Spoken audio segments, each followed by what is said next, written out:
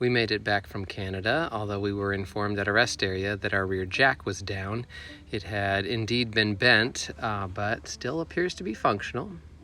The return to Maine also brought a lot of rain in it while we were driving, and apparently it's been making its way up and in some of these gaps because quite a bit behind there was wet. So we're gonna have to reseal it. We're not staying here long enough to get the RV tape on, but at our next stop, we need to do that. And one of our loving relatives sponsored a lobster dinner for our family while we were in Maine. So of course we had to go somewhere that you could actually see the lobster and pick them out. The experience was enjoyed very much by our older two, who found it quite novel, and by our youngest, who enjoys anything with a claw, and the unpictured child may become a vegetarian. We have reached the wild gardens of Acadia, which is our first stop at Acadia National Park.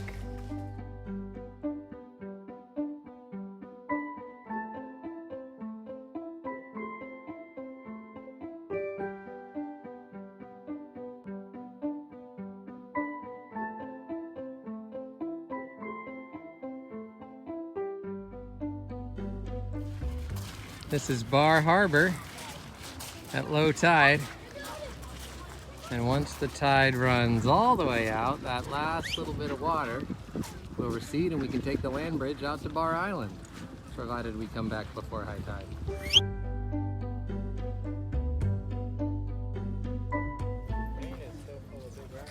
Made it to the summit.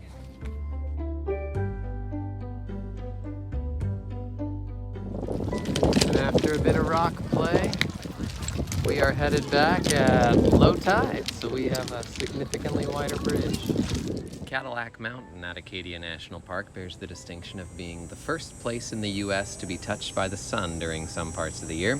So the kids got up at 4 a.m. with Mom and went up to watch the sunrise over the clouds from the top of Cadillac Mountain.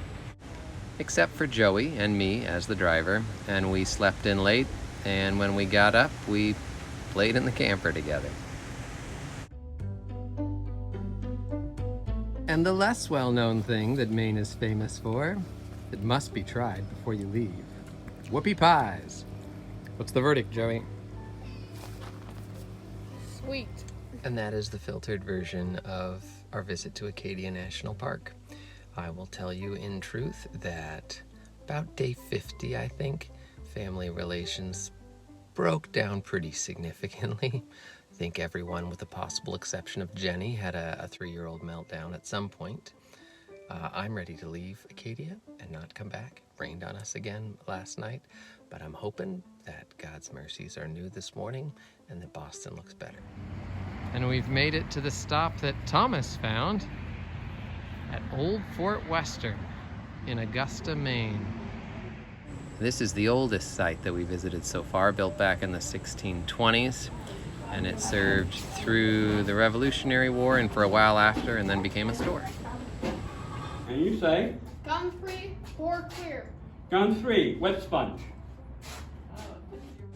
We learned a lot about colonial life on the tour with a wonderful tour guide, and got to play around and generally be out of the car for a while on a 6-hour day before we headed to Gloria's choice of Portland Head Light, which was beautiful.